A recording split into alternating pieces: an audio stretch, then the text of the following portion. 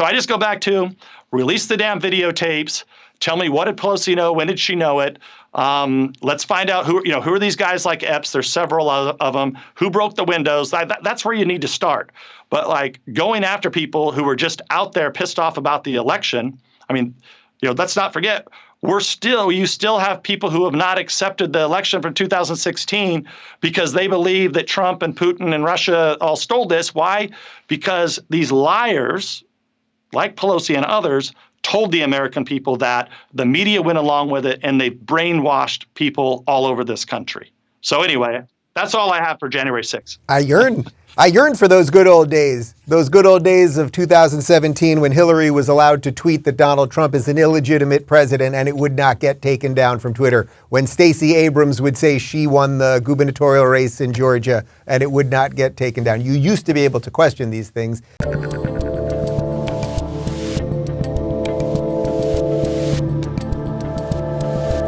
I'm Dave Rubin, and joining me today is a former U.S. Congressman from California's 22nd District and now the CEO of Truth Social, Devin Nunes. Welcome to the Rubin Report.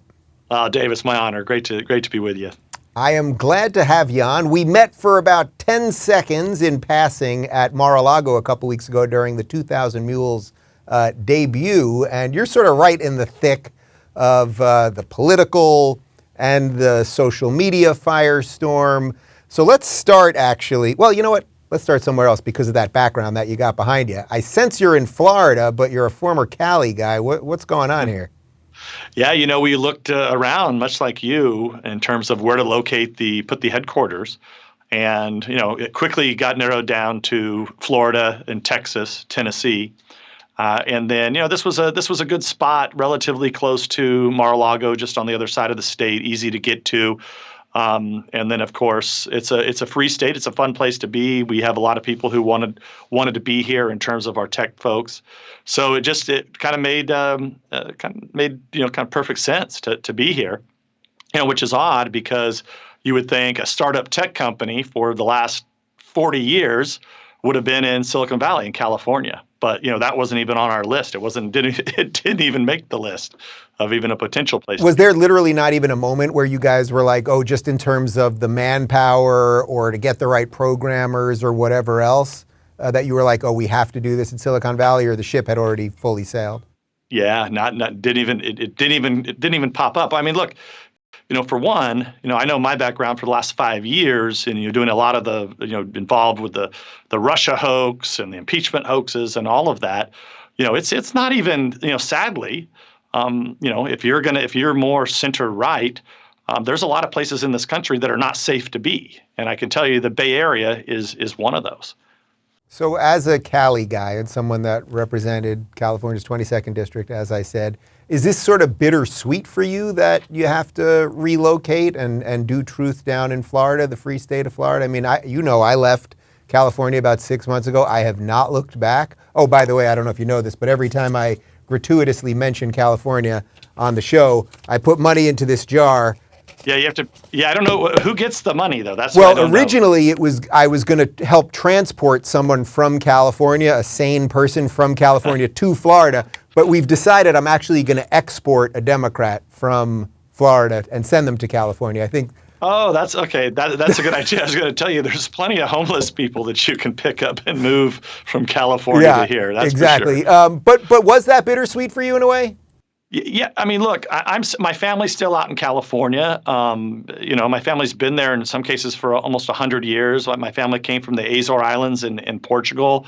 Ag family, and pretty much everybody is right around that area. I was born there and I represented there, and I don't take pride in it. I mean, I love the state, but it's just untenable to operate a business there.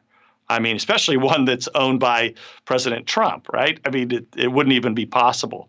So, where I am in the middle of the state, we like to say that we're kind of that last place that's left that's in a little bit of sanity, because I know all the people in LA and San Francisco call it drive-through country, but it also happens to be the breadbasket of the solar system, right? Yep. I mean, everything grows there. I mean, from almonds to grapes to raisins to, every damn thing you can eat, they all grow there, and it's a beautiful place. But, as we can't even I fought my whole career to try to get water into the region, and because kind of the green global warming gods that they pay homage to there in California, I mean, we're actually cutting the damn state off of water. So, look, at some point, I'm doing this job to open the internet back up and give the American people their voice back. And I'm proud to do it. And we can probably get into a lot about how I kind of stumbled into this. But look, it bothers me what's going on in California. And look, I want to see it fixed. But for the time being, I just don't know how you do it. Without, and it's one of the reasons why I went to, I think the way you do it is you have to win the hearts and minds. And right now, people are just getting so dumbed down. They're getting so destroyed. It's just tough because they're cut off of information flow. Okay, so obviously we'll spend most of what we're talking about here on the tech side and how we can save free speech and all those things. But as long as we're talking about California, and I always put money in the jar, let's continue a little bit. Gavin Newsom just won the primary. He's obviously going to win re-election. Is there anything to point to that is hopeful in California, or do you think that it just needs to hit that rock bottom, whatever it might be, if it's not there already, before things turn around? Well, I keep thinking it's going to hit rock bottom, and I've been thinking that for the better part of a decade. But I think what's happening instead is that we're losing so many people like yourself. So people are essentially voting with their feet; they're leaving. So it's making it harder and harder. So we've got major. You want to talk about 2,000 mules? I mean, 2,000 mules is legal in California. And so, how they've really destroyed it is they essentially now it's mandatory voting, mandatory registration. So if you go to the DMV for anything, you get registered to vote. Mm-hmm. And in fact, I think it's totally chaotic. We don't know who the hell's registered there. Some people get multiple ballots, and they made legal what was done in the last election in other states, which is, thank God, right now still illegal, but they made it legal to essentially go harvest ballots in California. So I think a combination of basically the whole state awash in ballots, the Democratic Party awash with money so that they can afford to pay as many people as they need to go pick up ballots. It's made it very hard. You can only kind of go to those places that are almost like the Alamo. You have to actually have money if you get targeted, like I have been, several times for the last few election cycles. We had to actually, go raise money from all over the nation so we could fight back. And I think that's going to be the one place you say, is there any hope? Look, there's 52 congressional districts there. They gerrymandered the hell out of it with this commission this last time. But I actually think that it is possible that we could pick up 2 or 3 or 4 congressional seats in California. And look, that has not been possible for the last 10 years. So that's probably the only bright side right now. I mean, obviously you had the crazy DA that got beat in San Francisco. There may be a recall from the one in Los Angeles. But look, I'll just tell you, I was in Sarasota for a couple of weeks, and kind of the first time that we got headquarters going, and then went back to California. Had not been back for a couple of weeks, and I was greeted at the little donut shop that I go to get a cup of coffee by a homeless guy, like standing in front there, like with his bike, like essentially not letting you in until you give him money. I mean, the owner of the business can't do anything. I mean, it's just, you know this because you just left there. But I just don't know. I think people get a little bit of, it's almost like Stockholm syndrome.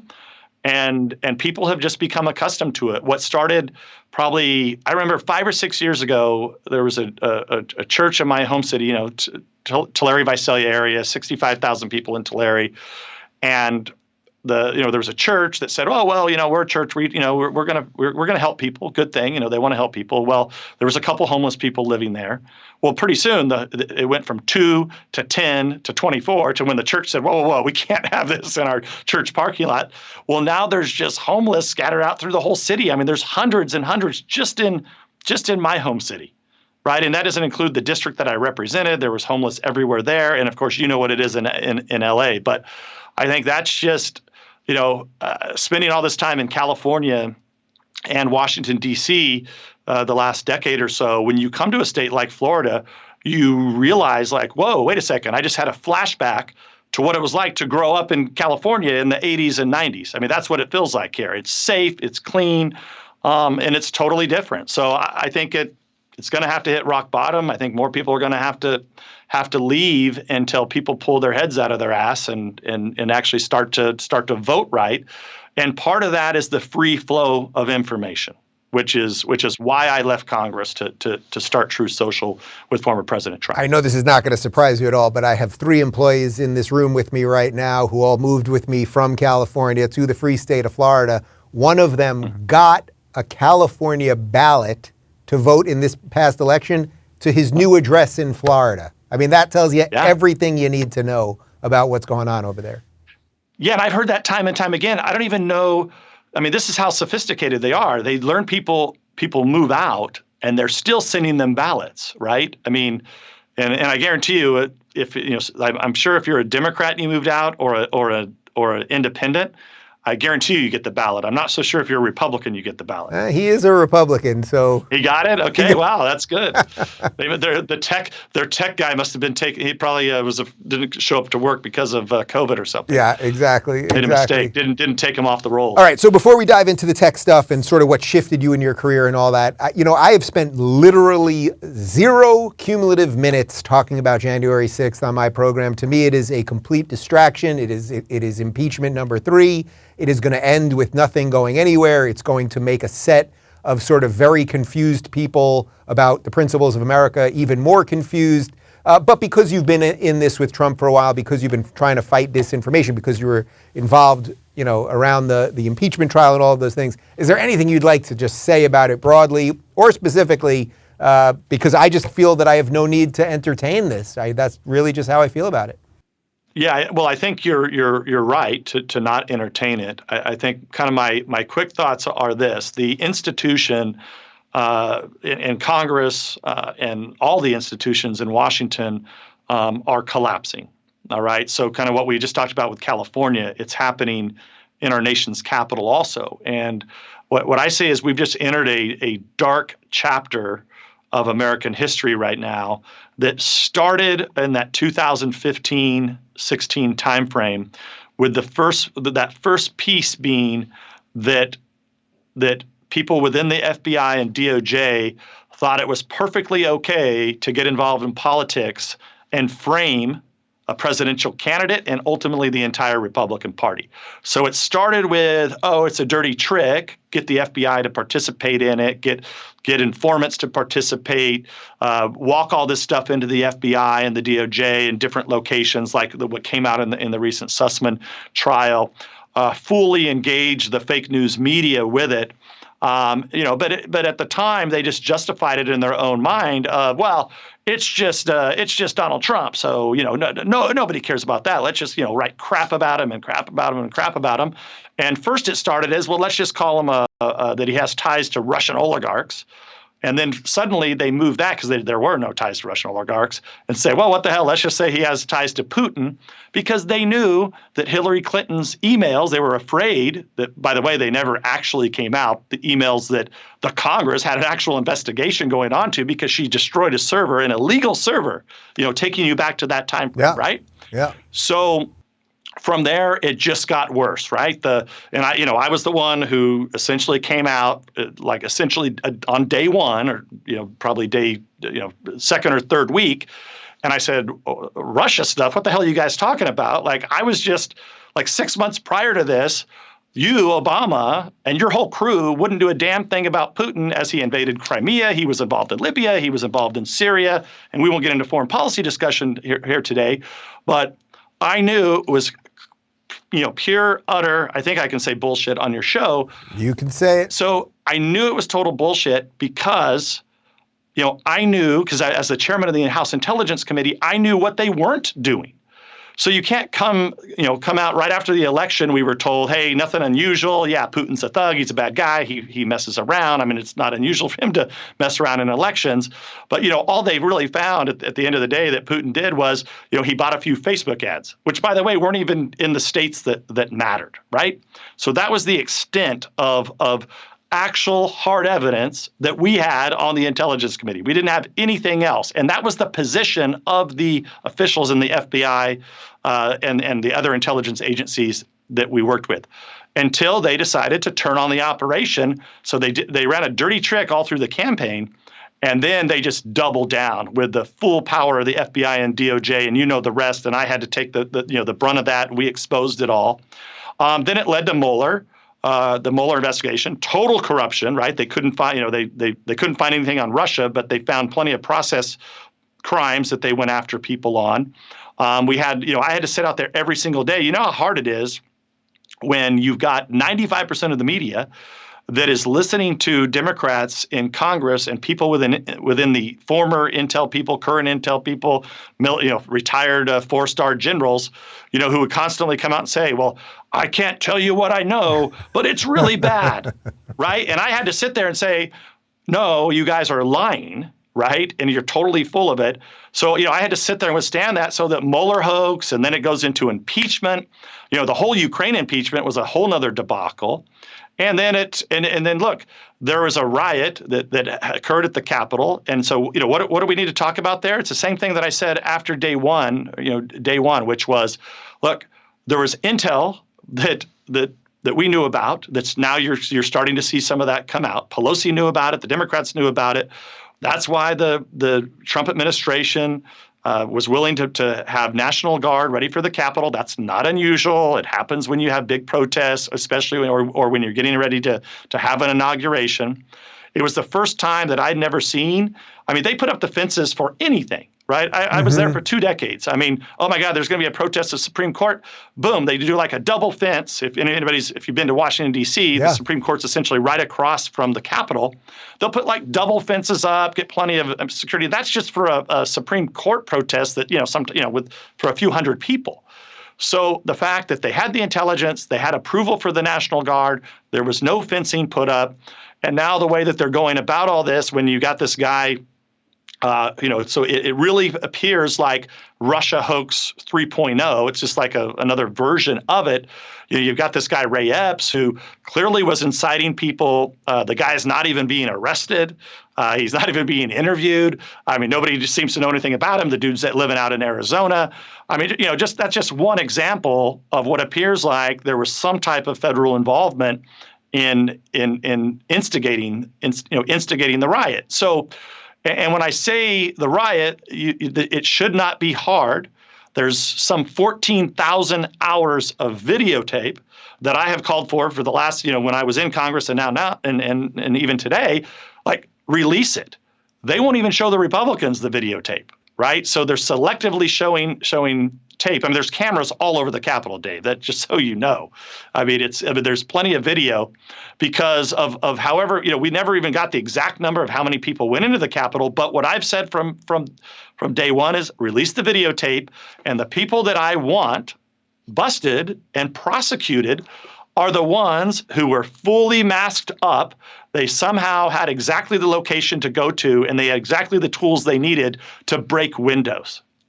And to this day, I'm not sure. I could be wrong. I mean, it changes every day, but I'm not sure they have located those what appear to be maybe 2 to 3 dozen people at different doors that broke those windows. I mean, those people should be prosecuted to the full extent of the law. We still don't even know who the hell they are. I sense, though, what you're saying subtly is that they might be feds, right? I don't know who the hell they are. We don't know. I mean, I know the Epps guy. I mean, that's clearly fishy, right? I mean, he's living out in Arizona somewhere, and I mean, hell, the night before he's on videotape with people, Trump supporters that were out there for the rally. Which, by the way, the idea that President Trump, or anyone else would hold a rally on our nation's mall in Washington, D.C., that's only out of the norm when Trump does it. Right? I mean, there are rallies there. I was just there. I mean, this past weekend, they had the Pride rally and they had some gun rally. I think last time I was in Washington, D.C., they had like a police officers for fallen police officers rally. So the idea that it's like unusual somehow that people can have rallies, I mean, that's at the cornerstone of our democratic republic here, right? And if you go back just 4 or 5, 6 months before, you had BLM riots who destroyed the Capitol, shut it down. I mean, I damn near got attacked, coming out of when Trump gave his nomination speech in Washington, D.C. just months before. So, the idea that suddenly now, you can't have a rally, that's nonsense. Okay, so I just go back to what crimes were broken. Well, clearly the people who broke the windows. The rest of the people, I mean, a lot of the people had no clue that they couldn't go into the Capitol. Because look, the Capitol is normally open for the public, except when, like during COVID, when Pelosi has, closed it down. So I just go back to release the damn videotapes. Tell me, what did Pelosi know? When did she know it? Let's find out who are these guys like Epps? There's several of them. Who broke the windows? That's where you need to start. But like going after people who were just out there pissed off about the election. I mean, let's not forget, you still have people who have not accepted the election from 2016 because they believe that Trump and Putin and Russia all stole this. Why? Because these liars, like Pelosi and others, told the American people that. The media went along with it, and they brainwashed people all over this country. So anyway, that's all I have for January 6th. I yearn for those good old days of 2017 when Hillary was allowed to tweet that Donald Trump is an illegitimate president and it would not get taken down from Twitter. When Stacey Abrams would say she won the gubernatorial race in Georgia and it would not get taken down. You used to be able to question these things. But that's actually a perfect segue to what I really want to talk to you about, which is big tech censorship. So you are running Truth Social. It's obviously President Trump's platform. I think some people know that the infrastructure is run by the Rumble cloud. For total transparency, I am part owner of Rumble because of the deal that we did with locals, and I think we're building some awesome stuff. So at some level, we are kind of in business together, although this is the first time that we've ever spoke, except for that quick hello we had a couple weeks ago. So what was it a very natural transition for you to say, okay, here I am in the swamp, it's corrupt as hell, everyone's lying about everything. Maybe I can help clean things up on the private side, which would be the social media side. Yeah, it's a pretty interesting story, actually. So I wrote this little pamphlet book called Countdown to Socialism in July of 2020. And so remember, this is before the censoring of the Hunter Biden laptop. And of course, all these people, millions of Americans getting booted off or censored on the tech tyrant platforms. Well, I had actually already quit Twitter because I realized that I was being shadow banned and it was totally useless for me to even be on the platform. So I was the first member of Congress to go to Parler. Okay, so Parler was the company that ultimately got Bezos, cut off their servers and essentially killed the company. But I quickly realized that I had at Parler. I mean, finally, so think about it. I was on Twitter from essentially the very beginning. I had, 1 million followers or something, maybe a little over 1 million followers. Well, when Parler got shut down, Dave, I had 4.2 million followers on Parler. Okay, and Parler, I mean, that was like in 1 year's time. So I knew the censorship that was going on. Okay, I had also been capped on Instagram. I've been like at 100,000 people. I liked Instagram, actually. I like to use it. I think it's interesting. People all over the globe are on it, and we'll get more to Instagram later because I think it's important in terms of the business aspect of what we have to do. But Instagram, I've been capped at like 100,000 followers for like 3 years now, right? I mean, I don't grow, and I used to use it. So anyway, 2020, I write this pamphlet, warn everybody about that this is happening. At the same time, I noticed Dan Bongino, who was also there that night. So I had my little podcast that I was doing essentially, and the reason I created a podcast different than you, it wasn't to make money or anything. It was actually I had to find a way that my constituents and people all over the country could hear directly from me without being censored. So I used my national email list and database and everything that I had through my campaign side, and I was able to network, created this little podcast. And Bongino calls me. He's like, "Man, you're really doing well on this podcast." It was crazy because like I'd even get in like I probably never beat you, but like I would be in the top 20 sometimes, when I first started it. And anyway, he tells me, "Hey, man, you got to go to YouTube." I'm like, "Oh, okay." Shit, I didn't know anything about, YouTube. So I knew about it. I had like a little account there, but I'd never really thought about doing video. So I did. So we started doing a simulcast, right? So I'd put it on the audio side, and then I'd also put it up on YouTube. And what happened was incredible. My audio just kept going up, up, up, up, up. My video like shot up immediately, and then Like if it could have had negative views, it would have had negative views. Like it flatlined. Okay. And I said, this is impossible. This can't be possible. So I told my team, I said, let's find a freaking video player, because clearly there's no way I'm sending this out to 1 million people and people aren't, at least, like, I have enough family members that would at least feel sorry for me and at least click on it to give me a view, you know? And of course, it didn't make sense either, because the audio listens were going up, right? It's in the heart of the election time. I mean, it's all about Russia hoax, Ukraine hoax, impeachment hoaxes. I mean, all that stuff is hot. People want to hear about it. And I was, I had really good guests on the show. And so I just said, and we came across this Rumble player. And it's a great story, because so I had 9,000 followers on YouTube. I thought, oh, it must be okay. I don't know how many people are on YouTube. It sounds okay to me. Didn't know any better. So I call up Rumble, and Chris from Rumble, the owner, the CEO of Rumble, he said at first he thought he was under investigation by the Congress. And then he quickly went into, because I just asked him this question. I was like, look, man, I just want a place I can park my video, and if I put in Devin Nunes podcast, right? That was the name of it. Not very creative, but that was it. And I said, will it come up? And Chris is like, well, yeah, of course. Like, that seems kind of dumb. I said, well, go try it right now on YouTube. Yep. And that was like a moment for Chris. It was like, oh my God, you couldn't find it. Mm-hmm. Like, he couldn't find the podcast. Like, he didn't believe it existed. And then I had to send him the link so he could eventually find that, yeah, there was a channel and there was a link. So long story short, I get up on Rumble. And so, like I said, 9,000 followers on YouTube in 3 weeks. So no one knows of Rumble in the United States of America. No one. This is like pre-Bongino, pre-anybody who had went to Rumble. I had 35,000 followers in 3 weeks. And in 3 months, I had almost 400,000. And now, I'm sitting here today at 1 million. And I don't really, now I'm just kind of posting news clips on it. But that shows you right there. I mean, those are real numbers, right? I gave you the Parler numbers. I gave you the Rumble numbers. So, and in the book that I wrote, I essentially warned the people about that there was a funnel effect that was taking place. It wasn't so much that 95% of the news media is fake and slanted, because I can handle the 95.5, because I think we have a lot of good places, that between the podcasters like yourself and all the different news companies, the investigative reporters that we have, we can hold our own 95-5. But we can't. But the difference between what 10 years ago and today, and I learned this through the Russia hoax and how people's perceptions were and what people were learning, is I realized that we were just 60% of America was just kind of tuned out, never even knew anything about the Russia hoax.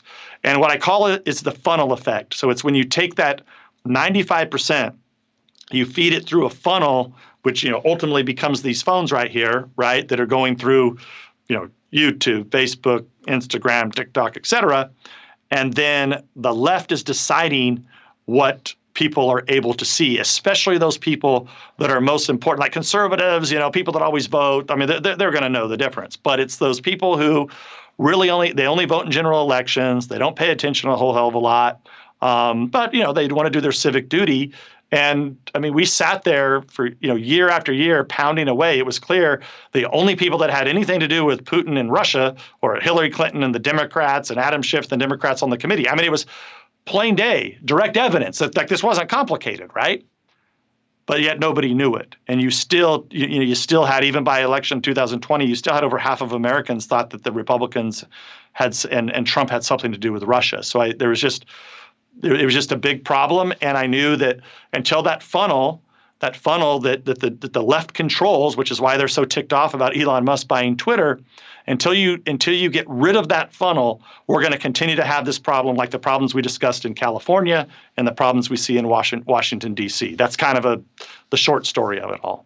It's so interesting because the problems that you were trying to solve for yourself are exactly what led you to this new career, and that's exactly why I started Locals. I was having the same exact problems as you. As you'll love this one, I remember, this is a couple of years ago now, when I was about to hit 1 million subscribers on YouTube. And at the time, you may remember, you could go on Social Blade where they did a live track of subscribers. So you could literally just watch a graph and the numbers would grow. And every time I got within about 20,000 of a million, I would lose 50,000, and then it would slowly grow again, and then I'd lose 40,000. And it took me months when it should have been way before. And then what did Social Blade do? Well, YouTube deactivated their API so they could no longer track in real time because it was becoming too obvious. So one of the things that I say all the time about social media, it's not the stuff that we know that they're doing I'm worried about. It's the stuff that we do not know that I'm most worried about. So, okay, so all of that added up, how is Truth going to solve some of the problems? We could go into all of the shadow banning. You don't see subscriber videos, the bans, the censorship. Okay, fine. We can do all that. My audience gets it. How is Truth going to solve some of this stuff? Yeah. So look, I mean, one of the things that we're doing is we're riding on top of, we call it riding on Rumble, the Rumble rails, right? So the same thing that Locals is using, Rumble is getting into that marketplace. It's critically important because, we have to have data centers that these big giant tech companies can't kill and cut off, right? So that's why we've partnered with Rumble, and then what we're doing, like the product that we're building out right now, is one that we envision is taking kind of the best of all of these social media companies that are out there, in terms of Twitter is kind of just a simple message board. Then you have a lot better technology at Instagram, Facebook, and TikTok.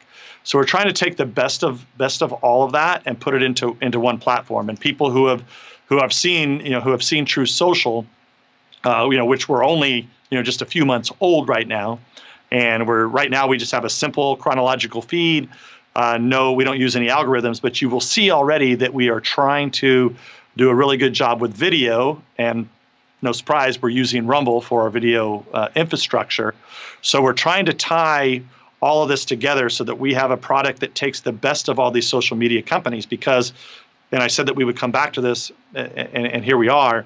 The eyeballs in this country are on Instagram and at TikTok, right? You essentially have kind of an older demographic that are on Facebook that are probably over the age of 50.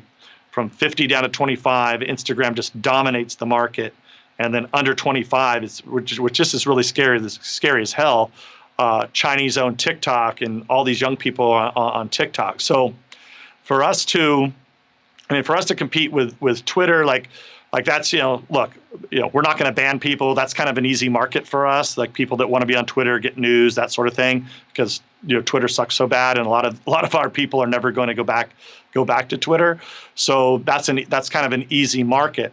But to really grow this company, we've got to get into the mainstream of people that don't want to just do politics and news all the time, but want to communicate and actually social network, knowing that we're not going to shove some algorithm in their face. I think that's our comparative advantage. Is we're going to do a lot of things really well, but you're not going to be canceled. We're not going to steal your data. We're not going to shove some algorithm into your phone on the stuff that we think you need to see. And that's our comparative advantage. And it's really just about building out the feature set. So, we're in the Apple App Store. We've been there for a couple months now. We just got truesocial.com. Now anybody can sign up from any device, including you can sign up on Android, but you just have to kind of bookmark it and go back. And then we're hopeful to get into the Google Play Store here soon. So then it's simple for people that like to have apps. And then it's really about the features that we're going to be rolling out. So the features, people love features. There'll be more features for sure. But how worried are you about just some of the way the internet works now? So, for example, Truth is in the App Store.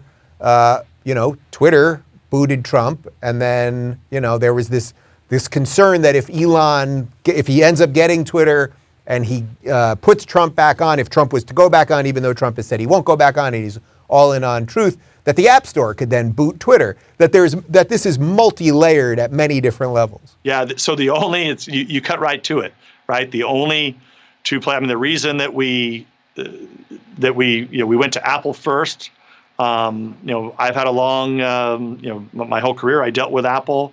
They're less woke than others. They do have Republicans that work there. I've dealt with them for a long time. President Trump felt like we could work with them, and that's why we chose Apple first, because we had to, if you're not on the Apple App Store and you're not in the Google Play Store, it's just tough to ultimately compete against Instagram and TikTok, right?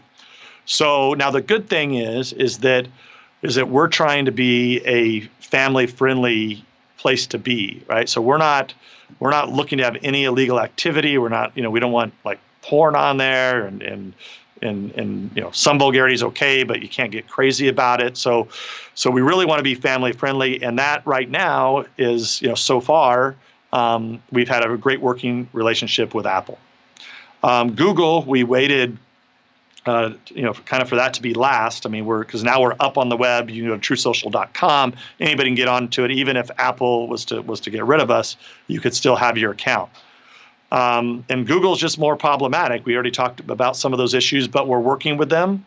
I can't, at this time, I can't say anything that they're trying to keep us off the Google Play Store.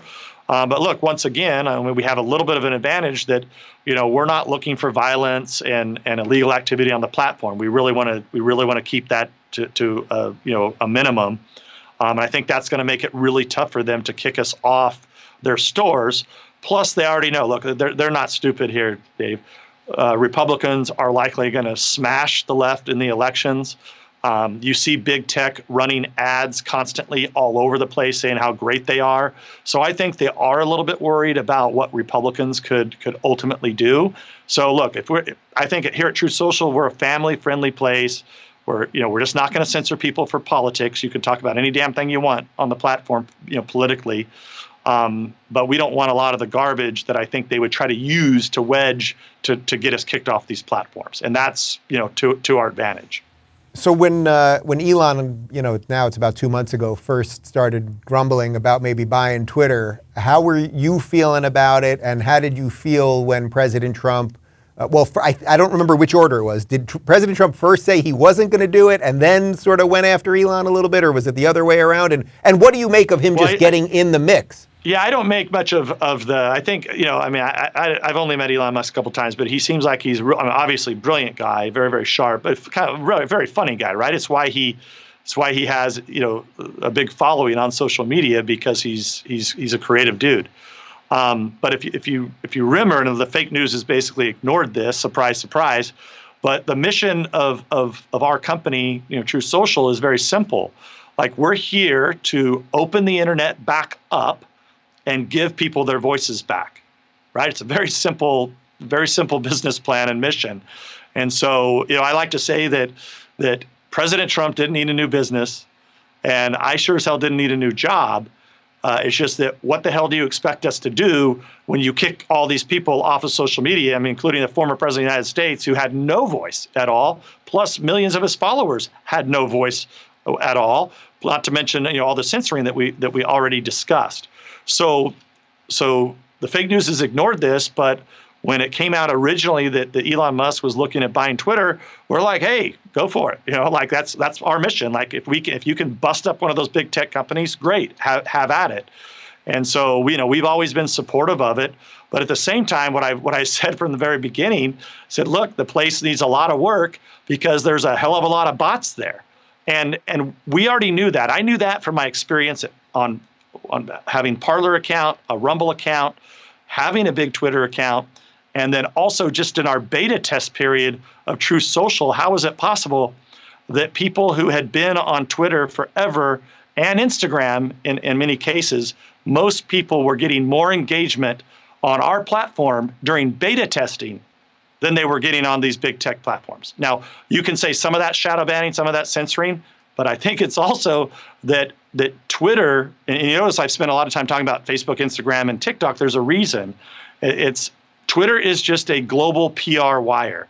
It's where, when Barack Obama wants to make a statement like he did last week, he hadn't been on Twitter forever, and I don't know, he made some statement, I think, about the shooting in Texas.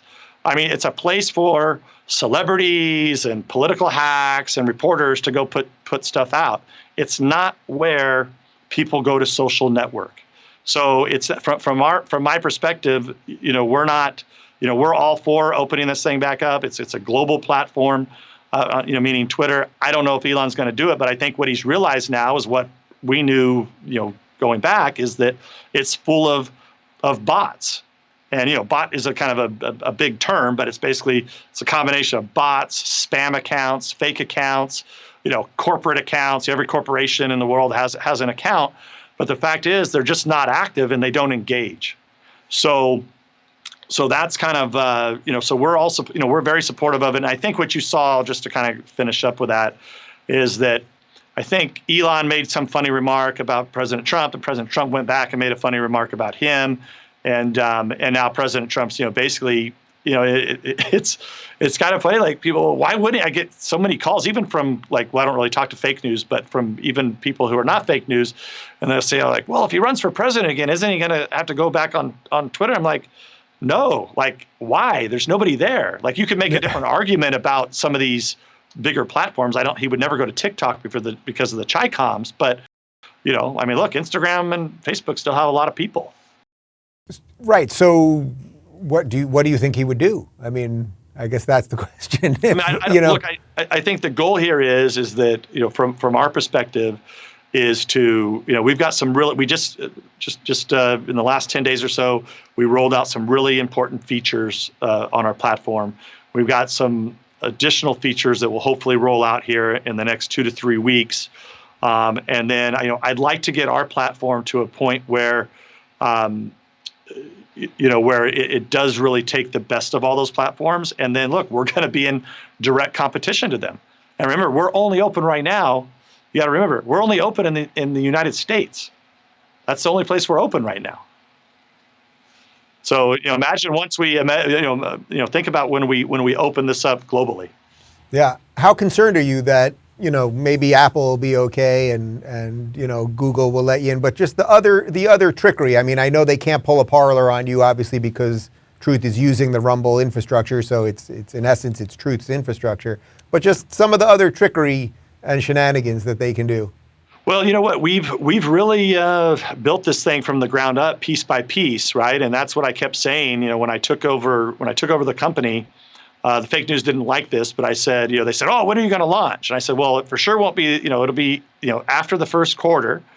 And of course, they never reported on this, even though I said it 500 times. And I'll say it for the 501st time. Is I said, "Look, we're not on anybody's timeline but our own. Like, we're going to launch when we're ready to launch," right? So we wanted to. That's why we had to make sure the Rumble Cloud was ready. When we switched over to the Rumble Cloud, that's when we essentially went out of beta and opened up for anybody on Apple. Now we're up. Now we have our web-based application, so anybody can get it from any device. But we're building this block by block, Dave, and we're doing it in such a way that nobody's going to be able to shut us down. I think what you might be alluding to, that we do have to be sensitive to, are DDoS attacks, right? Attacks to try to take us down. And I know Rumble's had some of that. We've had some of that. We know that's going to be a problem into the future. But look, we have a good team of people. I mean, Rumble's been around a while, and they're very, very helpful. Plus the team that we've built here at Truth Social, I think outside of kind of those attacks, there's nobody that's going to be able to shut us down. Well, I love the fact that you were in government, you saw a problem, you're in the private sector trying to solve that problem, and that this idea that I had about 4 years ago is now part of the solution to that problem. So I appreciate you taking the time, Devin. Oh man, it's great. I've been flirting with locals. I've been on there, kind of watch it. It's an interesting platform. It really is a place for for those independent content creators, where they're not going to have to be beholden to kind of the big monopolies or the big companies. So it's congratulations, and I think we build it for you. Whatever you do with it is on you. It's as simple as that. It's as simple as that. Yeah, no, I think it's going to continue to grow, and I think it's going to be a great home for creators. And we're going to look to where we can work with you guys, continue to work with Rumble and locals. And I don't know if you know, but some of your engineers and tech people have been very, very helpful in terms of we've built as we've been building out our platform, and we're very thankful for that support for you and your team that have offered that. Awesome. Well, I sense you'll be in Sarasota a lot more often, and since I'm here in Miami, I guess we're going to have to meet what would be right in the middle, something like Doral or something like that. We'll find something. Alligator Alley, right? Oh, exactly. We'll meet in the middle of Alligator Alley. They got the Panthers and the Gators there. Devin Nunes, it's been a pleasure. Thank you. Thanks a lot, Dave. If you're looking for more honest and thoughtful conversations about politics instead of nonstop yelling, check out our politics playlist. And if you want to watch full interviews on a variety of topics, watch our full episode playlist all right over here. And to get notified of all future videos, be sure to subscribe and click the notification bell.